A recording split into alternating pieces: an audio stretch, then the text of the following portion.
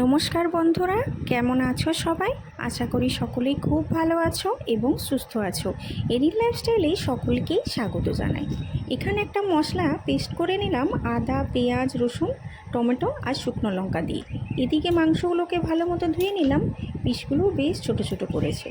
এরপর ম্যারিনেট করে রাখার জন্য দিলাম টক দই, বাটা মশলা।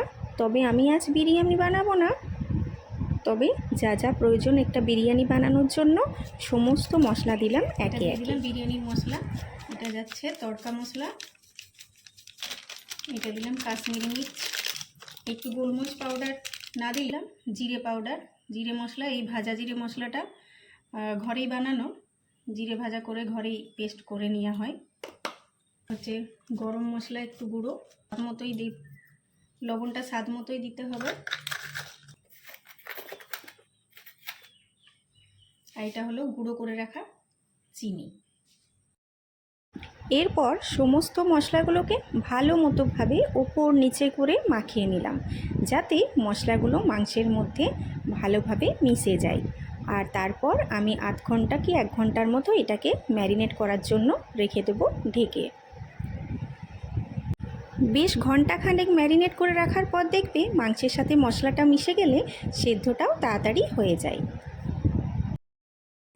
কি একটা জিনিসের কম ভাবছিলাম, এই হলুদ গুঁড়োটাই দেওয়া হয়নি। হলুদ গুঁড়ো লাগবে, আর লাগবে সামান্য সর্ষের তেল। সর্ষের তেলটাও আমি অ্যাড করে দিলাম। অল্প সর্ষের তেল দিলেও হবে, পরে তো আবার রান্না করার সময় দিতেই হবে। মাংসটাও করে নেব কষা কষা, আর করব বাসমতি চালের ভাত। বিরিয়ানি তো প্রায় দিনই হয়, আজকে দেখা যাক বাসমতি চালের ভাত আর এই মাংসটা খেতে কেমন লাগে। মাংসটা মশলা মাখানো পুরো হয়ে গেছে, এবার এটাকে ঢেকে রেখে দিলাম। এই যে চালটা আমি ভিজিয়ে রেখেছি, সকালে ভিজিয়ে রেখেছি, আর ভিজিয়ে রাখলে চালটা একটু ভালো সেদ্ধটাও হয়। তো এটা এবার আমি সেদ্ধ করতে বসিয়ে দেবো। আগে জলটা গরম হতে বসিয়ে দিলাম। সামান্য সাদা তেল দিলে কি হয়, একেবারে ভাতটা ঝরঝরে হয়ে যায়।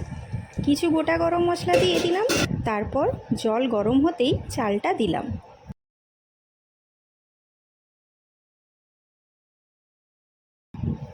দশ মিনিট হওয়ার পর দেখব কতটা সেদ্ধ হলো।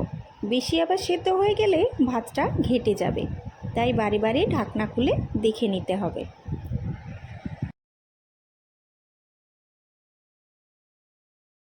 এরপর ভাতটা ঝরতে দেওয়ার জন্য এখানে আমি একটি বেতের ঝুড়ি নিয়ে নিয়েছি, তার মধ্যে মশারি নেট দিয়ে দিয়েছি, আর ভাতটাকে ঢেলে দিলাম জল ঝরতে দিতে।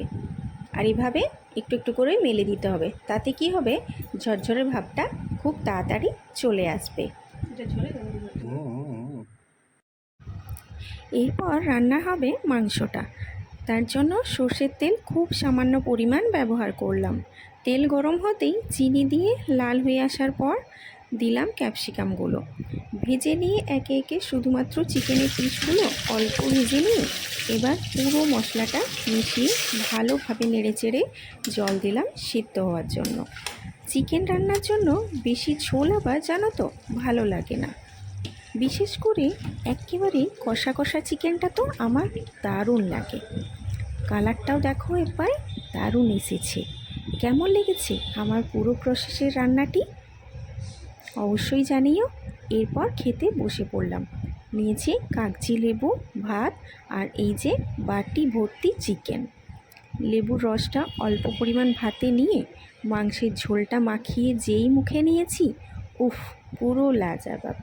বিরিয়ানির থেকেও একেবারে দারুণ খেতে। দেখা হবে আবার পরের ভিডিওতে। এখনকার মতো টাটা।